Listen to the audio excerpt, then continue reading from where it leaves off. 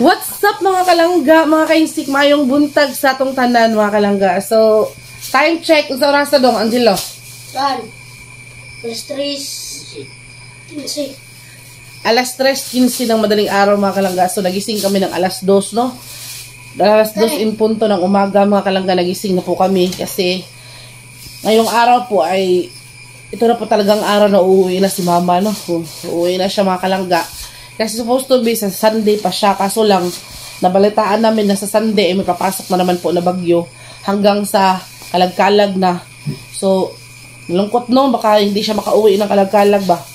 Tapos magalit pa yung mga papa natin doon. Kaya, yun, napag-desisyon na ngayon na lang araw siya uuwi, ngayong Sabado na to.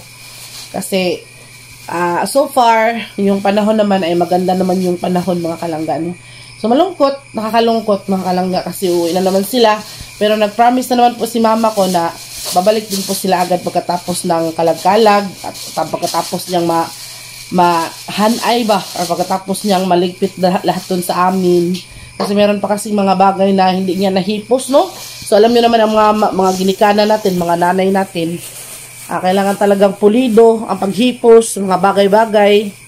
Ay hindi siya malinawon kung hindi niya na tago yung kanyang mga pinakaingatan ng mga gamit doon, baka daw nakawin. Kaya isa din yun sa dahilan kaya uuwi siya mga kalangga sila ni Angelo.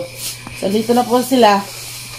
Tapos si Angelo naka-ready na, nakapagbihis na po kami mga kalangga. Hindi pa po ako naka-makeup kasi naghahanda pa po ako ng kanilang mga baon, no? Yan po yung mga baon nila, ito yung ulam nila. So dalawang klase po ito mga kalangga kasi si mama doon walang ulam pagdating ng isla. Wala po sila dong maulam, kaya nilutuan ko sila ng adobong baboy mga kalangga, yung hindi madaling masira.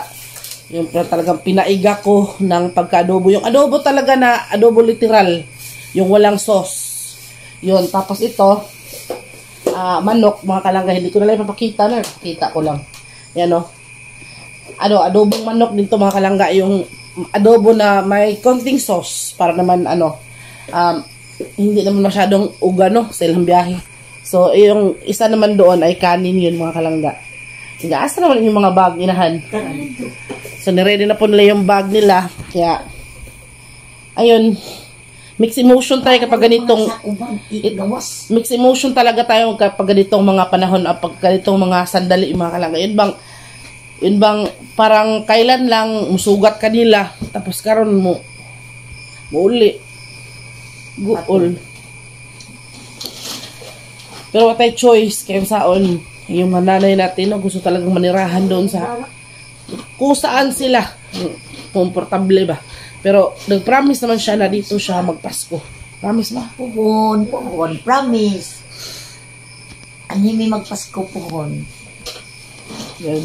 So, medyo malungkot, pero, okay na din, kay, tayong magawa. So, maghanda na tayo mga kalangga para alis na kami maya-maya, no? Kay yung driver na sasakyan namin, darating na. Kaya maghanda na, baka makahilak tag-slide gamay. So, let's go, maghanda na tayo. So, yun mga kalangga, no? Nagre-ready na sila mama at saka si Angelo. Pati po kami ng kanilang mga dadalhin. Mga gamit nila mama, mga bags, mga baon, yung mga damit nila. So yan, talagang ganito yung pinakaayaw ko sa mga kalangga sa movie. Yung bang panahon na ng uwian, no? Talagang nakakalungkot mga kalangga. Pero wala tayong magagawa, no? Kailangan talagang umuwi. Kasi merong mga importanteng gagawin doon.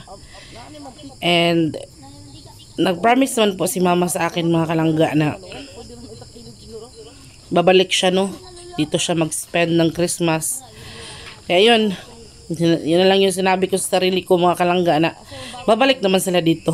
Kaya kahit malungkot, may lungkot mga kalangga, pero isipin na lang natin, no, na kuan ka nang babalik din naman sila agad. So yan yung mga gamit nila, no? Bag ni mama, bag ni Angelo. So, kung nasa mga sako bag mga kalangga, yan yung baon nila. Pagkatapos po ng paghahanda mga kalangga, ayan, na mainit muna kami, no? Kumain muna kami ng tinapay tsaka kape para naman po magkalaman ang ating sikmura bago tayo bumiyahe. Kasi malayo, medyo malayo talaga yung biyahe natin mga kalangga papunta sa port ng Hitafe. Kaya yun, na mainit muna tayo, kumain muna ng kape tsaka tinapay. And pagkatapos po, yung driver naman natin, huwag natin kalimutan, no? Pinakain din po namin muna bago bumiyahe mga kalangga kay. So habang na mainit pa yung ating driver mga kalangga at nag-usap muna kami ni Angelo, na sinabi ko sa kanya na bumalik siya. And mga kalangga, bumalik siya. Pagbalik ni mama dito, balik din siya. Kasi talagang mamimiss namin silang dalawa ni mama eh. Alam mo si mama mga kalangga, kanina pa yun umiiyak. Yun na mainit kami, iyak siya, nag-iyak. Sabi ko nga huwag ka nang umiyak kasi babalik ka naman. Ayun, umiiyak pa rin siya. Namamahid pa rin siya ng luha. So maya mga kalangga, pagkatapos naming makapaghanda, ayun, nagbiyahe na po kami, no.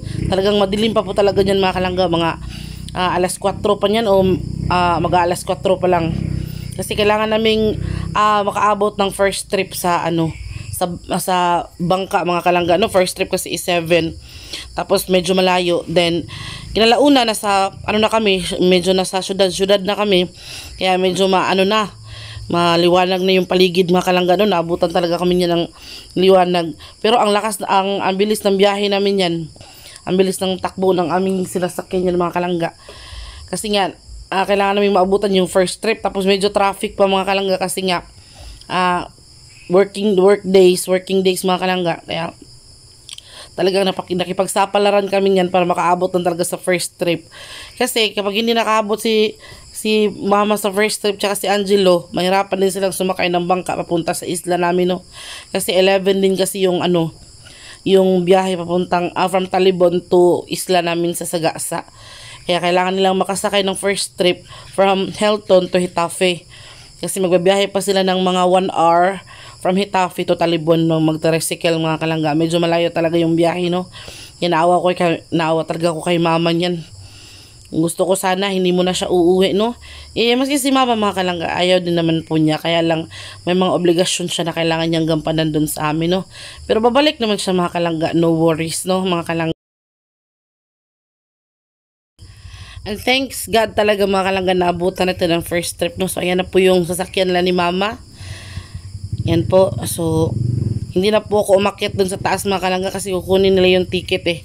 Kasi sila mama at si Angelo yung pinaakyat, umakyat na lang. Tapos pinaakyat ko na lang si Gary or si Insik para ihatid sila doon sa loob. Isa lang kasi yung pwedeng mag-akyat na walang ticket mga kalangga. Kaya ayun, safe naman sila. Nakasakay na sila doon sa dulo. Yun po yung yung unang bangko doon. Nasa malapit sa may pinto mga kalangga.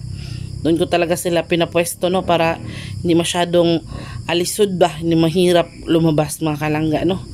So malungkot pero wala tayong magawa.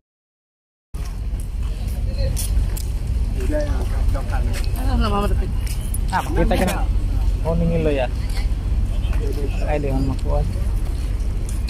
Tapad ng babae nga. Load for bata. Oh. Salamat ya.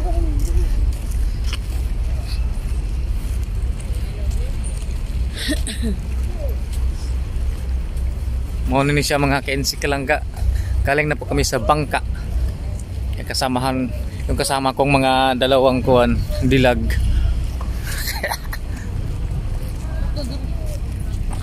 Ice cream yummy. Kasama si Papa. Napaka na balik ang load ha, no? So paghatid po namin agad kina Mama at Angelo mga kalangga, bumiyahe na agad kami papauwi sa bukid, no? Kasi wala naman tayong gagawin doon sa syudad. Kaya ayun, malungkot talaga ako mga kalangga. Hindi ko talaga mapigilan ba. Kasi na-miss ko talaga sila si mama. Para bang sa isang buwan nilang pananatili dito sa amin ba. Nasanay bitaw ko nga naa sila, na si Angelo, na si mama, makulit si Angelo, maingay. Tapos pasaway minsan, pero talagang nakakalungkot. Mga kalangga, kung alam nyo lang yung nararamdaman ko talaga. Kahit sabihin ko sa sarili ko na babalik sila, pero hindi ko talaga mapigilan, no. Ayan, habang nagbabiyahe kami mga kalangga, talikdanay ming tulo. Si Papa nakatingin sa kabila, ako naman sa kabila, sinsik naman sa kabila. So wala kaming imikan dyan mga kalangga. Talagang ninanamnam namin yung lungkot. lalo na nung mga kalangga, pag-isipin mo na nakauwi na kami sa amin, especially si Spinks mga kalangga, I can't imagine kung ano yung nararamdaman ng Spinks namin ngayon, kasi talagang suod kay sila ni Angelo, talagang love na love niya si Uya niya na Angelo, kasi yun yung laging nagpapasyal sa kanya, tumatakbo sila, naglalaro sila. Yan, nafe-feel ko din mga kalangga nung papaalis kami na malungkot din si Spinks. Pero ganun talaga ang buhay mga kalangga. Thank you for watching mga kalangga. I love you.